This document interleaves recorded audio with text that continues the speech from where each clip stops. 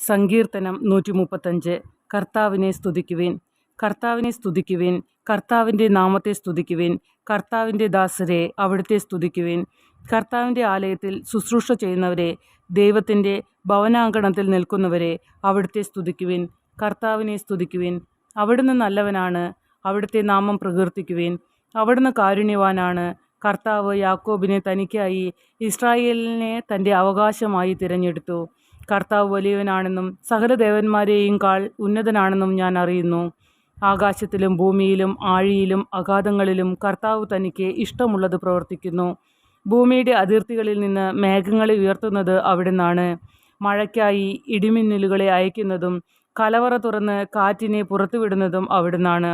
അവിടുന്നാണ് ഈജിപ്തിലെ മനുഷ്യരുടെയും മൃഗങ്ങളുടെയും കടിഞ്ഞൂലുകളെ സംഹരിച്ചത്. അവിടുന്ന് ഈജിപ്തിൻ്റെ മധ്യത്തിൽ ഫറവോയ്ക്കും അവൻ്റെ ഭൃത്യർക്കും എതിരായി അടയാളങ്ങളും അത്ഭുതങ്ങളും അയച്ചു. അവിടുന്ന് അനേകം ജനതകളെ തകർക്കുകയും ശക്തരായ രാജാക്കന്മാരെ വധിക്കുകയും ചെയ്തു. അമോരി രാജാവായ സീഹോനെയും ബാഷാൻ രാജാവായ ഓഗിനെയും കാനാനിലെ സകല രാജ്യങ്ങളെയും സംഹരിച്ചു. അവരുടെ ദേശങ്ങൾ തൻ്റെ ഇസ്രായേൽ ജനത്തിന് അവകാശമായി അവിടുന്ന് നൽകി. കർത്താവെ, അങ്ങയുടെ നാമം ശാശ്വതമാണ്.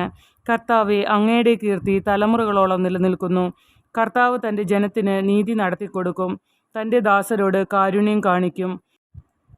ജനതകളുടെ വിഗ്രഹങ്ങൾ പൊന്നും വെള്ളിയുമാണ്, മനുഷ്യരുടെ കരവേലകൾ മാത്രം. അവയ്ക്ക് വായുണ്ട്, എന്നാൽ സംസാരിക്കുന്നില്ല. അവയ്ക്ക് കണ്ണുണ്ട്, എന്നാൽ കാണുന്നില്ല. അവയ്ക്ക് കാതുണ്ട്, എന്നാൽ കേൾക്കുന്നില്ല. അവയുടെ വായിൽ ശ്വാസമില്ല. അവയെ നിർമ്മിക്കുന്നവർ അവയെപ്പോലെയാകട്ടെ, അവയെ ആശ്രയിക്കുന്നവരും അതുപോലെ തന്നെ.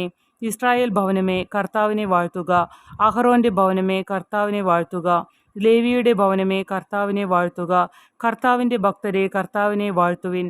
ജെറുസലേമിൽ വസിക്കുന്ന കർത്താവ് സിയോനിൽ വാഴ്ത്തപ്പെടട്ടെ.